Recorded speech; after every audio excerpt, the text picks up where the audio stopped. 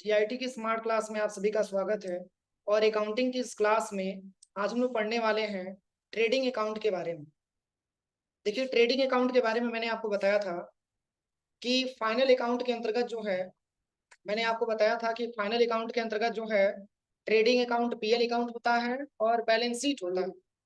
इसके बारे में मैंने कल आपको बताया भी था और इसमें लिखा भी है कि ट्रेडिंग अकाउंट मुख्य रूप से गुड्स की परचेज और सेल से संबंधित होता है, जिसमें व्यवसाय की ग्रॉस प्रॉफिट या ग्रॉस लॉस को दर्शाया जाता है। मतलब एक प्रकार का ये ऐसा स्टेटमेंट होता है जिसमें हम ये अनुमान लगाते हैं कि जब हमारा फाइनेंशियल ईयर एंड होता है तो हम अपने बिजनेस में अनुमान लगाते हैं कि हमारे बिजनेस में प्रॉफिट हुआ है कि लॉस हुआ है। ये कल की क्लास में भी मैंने आपको बताया था, लेकिन इसी के आधार पे हम ट्रांजेक्शन से समझेंगे कि हमारे बिजनेस में जो है ट्रेडिंग अकाउंट के क्वेश्चन को हम कैसे सॉल्व करते हैं। एक्सेल में आज की क्लास में वो सीखेंगे। तो जैसे यहाँ पे लिखा है कि ट्रेडिंग अकाउंट मुख्य रूप से गुड्स की परचेज और सेल से संबंधित होता है। कह रहा है कि जो ट्रेडिंग अकाउंट होता है वो ट्रेडिंग अकाउंट मुख्य रूप से गुड्स की परचेज और सेल से संबंधित होता है। मैंने कल भी आपको बताया था कि ट्रेडिंग अकाउंट एक प्रकार की, जैसे बिजनेस ट्रेडिंग बिजनेस के बारे में आपको मैंने बताया था कि ट्रेडिंग बिजनेस में क्या होता है, किसी प्रोडक्ट को हम परचेज करते हैं और तब जाकर के सेल करते हैं। ठीक है, तो इसमें जो है लिखा भी है कि ट्रेडिंग अकाउंट मुख्य रूप से गुड्स की परचेज और सेल से संबंधित होता है। मतलब किसी गुड्स को हम परचेज करेंगे और सेल करेंगे, ये ट्रेडिंग हमारा बिजनेस कहलाता है। और इसी बिजनेस का जो हम ट्रेडिंग अकाउंट क्या करते हैं, बनाते हैं। और कह रहे हैं कि जिसमें व्यवसाय की ग्रॉस प्रॉफिट या ग्रॉस लॉस को दर्शाया जाता है। मतलब ट्रेडिंग अकाउंट में केवल यही दर्शाया जाता है कि आपके बिजनेस में अनुमान लगा करके कि प्रॉफिट हुआ है कि लॉस हुआ है, वो भी कब, 31 मार्च। तो यहाँ पे कह रहा है सबसे पहले कि एडमिनिस्ट्रेशन, सेलिंग और फाइनेंशियल एक्सपेंस को शामिल नहीं किया जाता है। ट्रेडिंग अकाउंट का फॉर्मेट निम्नलिखित होता है। इसके पहले मैंने आपको बताया था, उसमें मैंने आपको बताया था जर्नल एंट्री में कि जैसे उसमें 5 प्रकार के जो है मतलब 5 प्रकार के कॉलम बनते थे। एक आपका क्या होता था, डेट होता था। एक आपका पर्टिकुलर होता था। एक आपका एलएफ होता था। एक आपका डेबिट और एक आपका क्रेडिट होता था। लेकिन इसको जब हम बनाएंगे तो इसमें पार्टिकुलर हो जाएगा, फिर अमाउंट हो जाएगा, फिर पार्टिकुलर, फिर अमाउंट। आप इतना समझिए, अगर आपके ट्रायल बैलेंस के क्वेश्चन में ओपनिंग स्टॉक दिया है, अगर आपके ट्रायल बैलेंस के क्वेश्चन में ओपनिंग स्टॉक दिया है तो उसको हम ट्रेडिंग अकाउंट बनाते समय लेफ्ट साइड में रखेंगे और ओपनिंग स्टॉक से पहले 2 लगाएंगे। क्या लगाएंगे?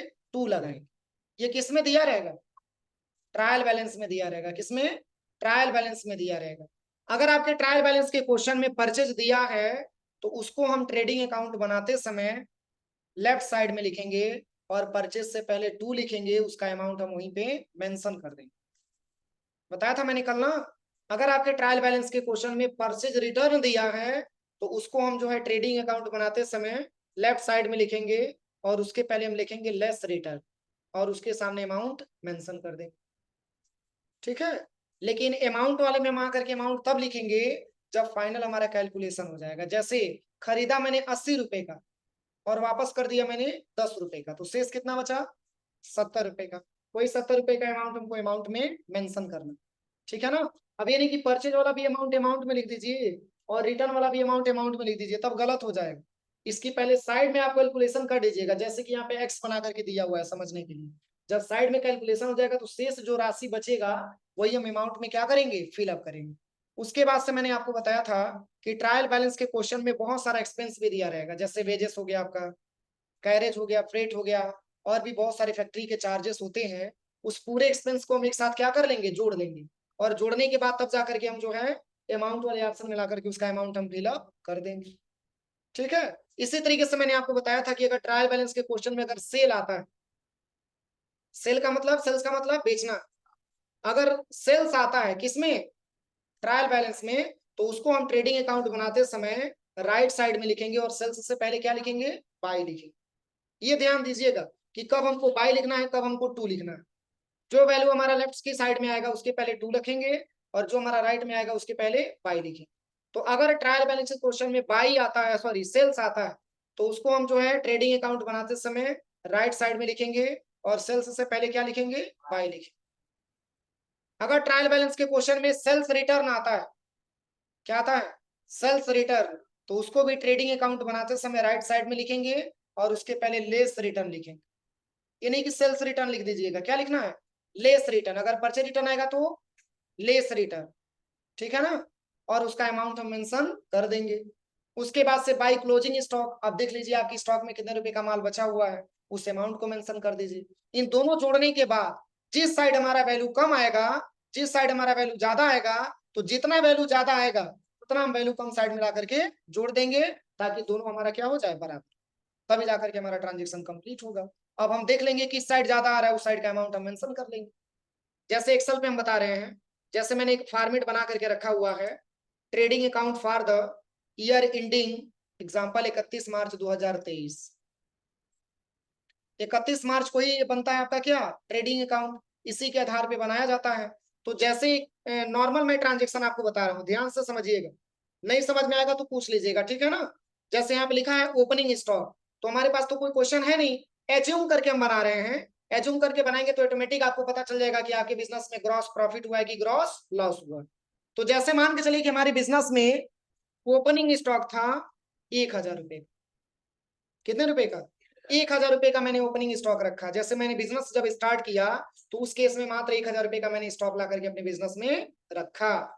फिर मैंने परचेज कर लिया, और परचेज कितने रुपए से कर लिया, तो मान के चलिए कि मैंने 500 रुपए से परचेज कर लिया, कितने रुपए से, 500 रुपए से परचेज कर लिया, और परचेज किया हुआ सामान किसी कारणवश हम रिटर्न कर दिए मात्र 200 रुपए का।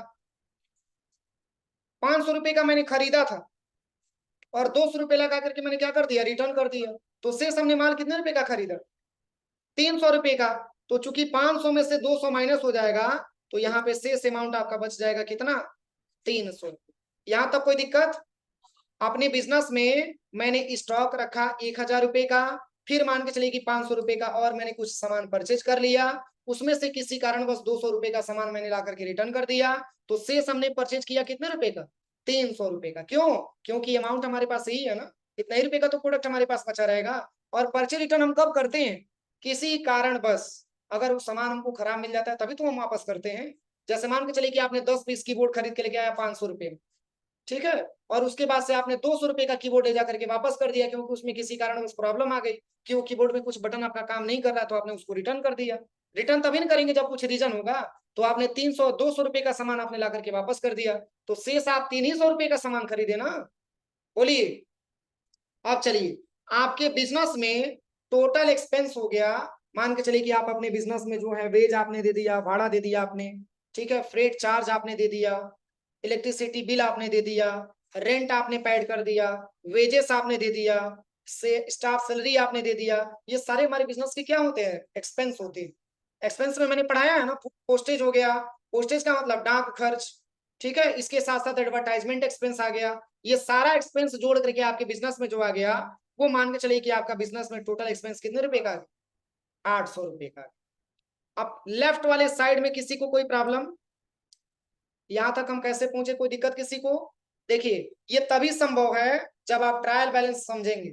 अगर ट्रायल बैलेंस के क्वेश्चन में ओपनिंग स्टॉक दिया होगा, तो ट्रेडिंग अकाउंट चूंकि हम बना रहे हैं, तो ओपनिंग स्टॉक से पहले क्या लिख लेंगे, 2 लिख लेंगे। अगर हमारे ट्रायल बैलेंस के क्वेश्चन में परचेज दिया रहेगा, तो ट्रेडिंग अकाउंट बनाते समय लेफ्ट साइड में लिखेंगे, इसके पहले 2 लिख लेंगे। अगर ट्रायल बैलेंस के क्वेश्चन में परचेज रिटर्न दिया होगा, तो हमको जो है ट्रेडिंग अकाउंट बनाते समय लेफ्ट में लिखेंगे, इसके पहले लेस रिटर्न लिखेंगे, उसका अमाउंट यहाँ पे मेंशन कर देंगे। और जो भी एक्सपेंस होगा, उन सारे एक्सपेंस को एक जगह जोड़ लेंगे और उसका अमाउंट हम यहाँ पे मेंशन कर देंगे। लेकिन हम तो इजी तरीके से आपको बताना मतलब बता रहे हैं ना, लेकिन नहीं, ये क्वेश्चन आपको मिलेगा, क्वेश्चन के हिसाब से आपको सॉल्व करना है। लेकिन हम नॉर्मल तरीके से अमाउंट रख करके आपको इसलिए बता रहे हैं ताकि ये आपको पता चल जाए कि हमारे बिजनेस में प्रॉफिट और लॉस कैसे निकलता है। यहाँ तक कोई दिक्कत है, एक बार और समझ लीजिए। अपनी बिजनेस में मैंने 1,000 रुपए का अपना ओपनिंग स्टॉक ला करके रखा, और पुनः मैंने 500 रुपए का कोई सामान खरीदा, जिसमें से 200 रुपए ला करके मैंने क्या कर दिया, रिटर्न कर दिया। तो शेष हमने माल कितने रुपए का खरीदा, 300 रुपए का खरीदा। उसके बाद से हमारे बिजनेस में बहुत सारे एक्सपेंस हैं, उस पूरे एक्सपेंस को जोड़ करके मैंने अमाउंट निकाल लिया कि टोटल ओवरऑल जो हमारे बिजनेस में एक्सपेंस हो रहा है वो टोटल 800 रुपए का होगा। और जब भी एक्सपेंस को लिखा जाता है तो लेफ्ट साइड में लिखा जाता है ट्रेडिंग अकाउंट बनाते समय, और डायरेक्ट एक्सपेंस लिखा जाता है, इसके पहले 2 लिख लिया जाता है। तो सब एक्सपेंस को एक जगह जोड़ लीजिए। एक्सपेंस आपका कम भी हो सकता है, एक्सपेंस आपका ज्यादा भी हो सकता है। अरे कोई जरूरी है कि हमेशा 800 होगा, उससे ज्यादा भी हो सकता है, उससे कम भी हो सकता है। एक जगह जोड़ करके आप यहाँ पे क्या करिए, डायरेक्ट एक्सपेंस में रख लीजिए। यहां तक कोई दिक्कत? आप देखिए इस अमाउंट से हमको कुछ लेना देना नहीं है, क्योंकि इसका कैलकुलेशन करके मैंने यहाँ पे रखा है। अब केवल इसी अमाउंट को हमको मैनेज करना है। अब चलिए, अब दिया है बाई सेल। क्या दिया है? By sale. तो अगर ट्रायल बैलेंस के क्वेश्चन में सेल्स दिया है तो उसको ट्रेडिंग अकाउंट बनाएंगे, लेकिन राइट साइड में लिखेंगे और उसके पहले क्या लिखेंगे? बाई लिख लेंगे। अब कितने रुपए का? तो मान के चलिए कि आपने प्रोडक्ट सेल किया 2000 रुपए। कितने रुपए का? 2000 रुपए का आपने प्रोडक्ट सेल किया, और आपका कस्टमर ला करके रिटर्न कर दिया 500 रुपए का सामान। जैसे मान के चलिए कि 2000 रुपए का आपने बेचा था और पुनः आपके पास 500 रुपए का रिटर्न आ गया, तो शेष आपने प्रोडक्ट कै रुपए का बेचा? 1500 का। यही फाइनल अमाउंट इसमें हम लिख देंगे 1500। ठीक है ना? अब चलिए, इसके बाद से यहाँ पे आता है बाई क्लोजिंग स्टॉक। तो बाई क्लोजिंग स्टॉक का मतलब मैंने आपको बताया था। क्लोजिंग स्टॉक मतलब होता क्या है, कोई बताएगा?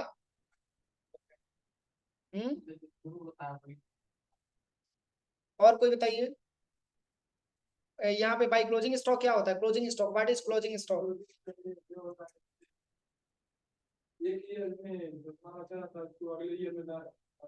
ये मैं नहीं पूछ रहा, व्हाट इज क्लोजिंग स्टॉक?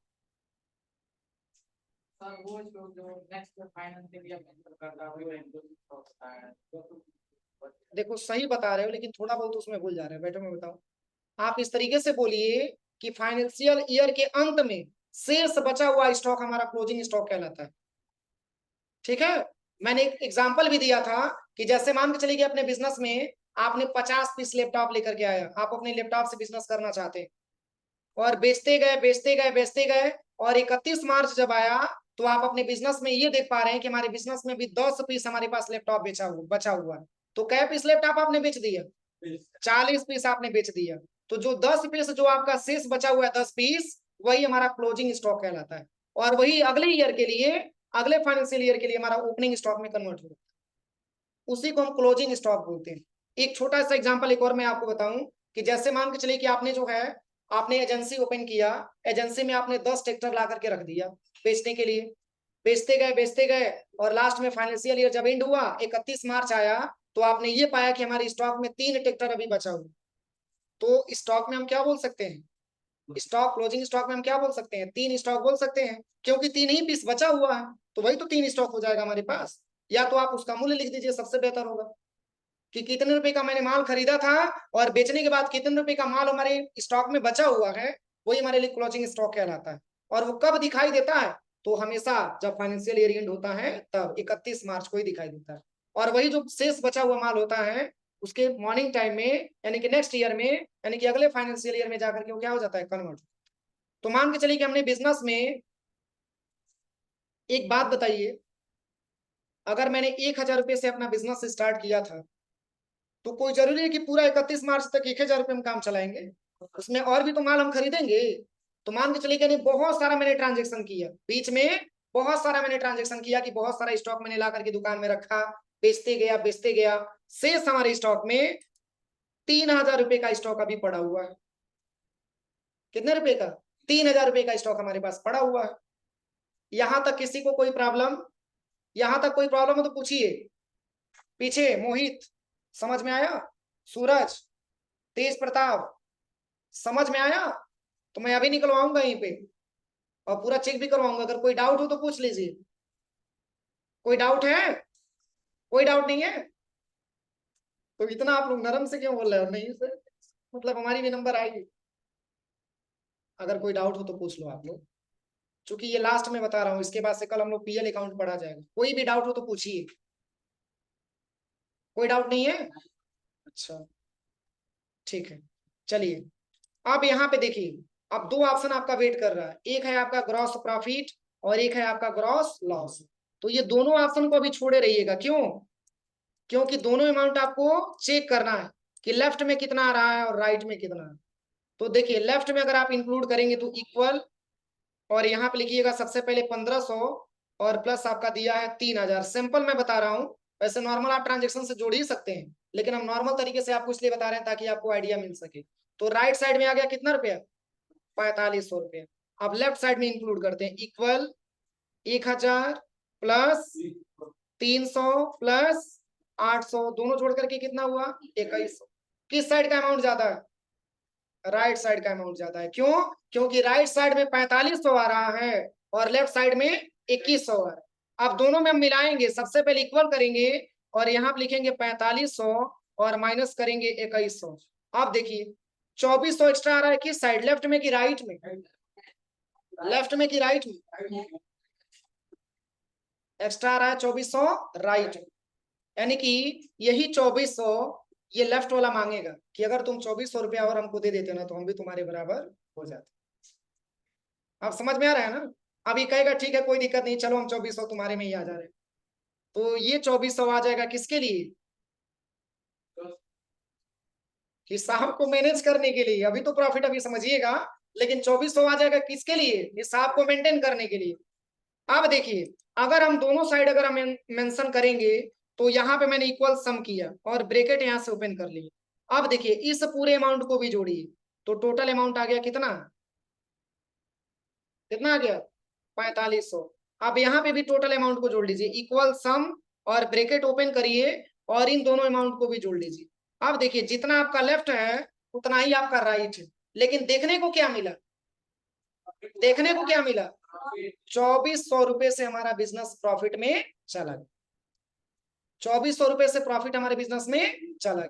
यहां तक किसी को कोई प्रॉब्लम? बोलिए कोई प्रॉब्लम है? कोई प्रॉब्लम हो तो पूछिए। कोई प्रॉब्लम नहीं है? अच्छा चलिए एक और मैं बता रहा हूं। अब एक मतलब एक तो हमारा लेफ्ट साइड में चला आया, अब हमको राइट साइड का भी चेक करना कि राइट साइड में क्या अमाउंट आता है। तो बताना पड़ेगा कि बता देंगे? बताइए, बता दें? अब देखिए राइट साइड वाला कैसे निकालेंगे। राइट साइड वाला मैं बता रहा हूँ, देखिए अब यही अमाउंट आपका राइट साइड में आना चाहिए। चूंकि 2400 रुपए से हमारा व्यापार क्या चला गया? प्रॉफिट में चला गया। 2400 रुपए से व्यापार हमारा प्रॉफिट में चला गया। अब देखिए यहाँ पे मैंने आपको केवल बताया किसके बारे में? प्रॉफिट के बारे में बताया। अब हम कैसे लॉस की तरफ बढ़ेंगे? तो देखिए अब हमको लॉस के बारे में अगर हमको जानना हो तो सिंपल सी बात है, लेफ्ट वाला अमाउंट हमारा ज्यादा होगा कि कम होगा? ज्यादा होगा। और राइट वाला अमाउंट कम होगा। बहुत ही सिंपल है, देखिए बस करना क्या है, इसको पहले हम मिटा देते हैं, इसको भी मिटा देते हैं। अब चलिए इसमें अमाउंट आप ज्यादा दीजिए और इसमें अमाउंट आप कम दे दीजिए, इसको भी हम हटा देते हैं।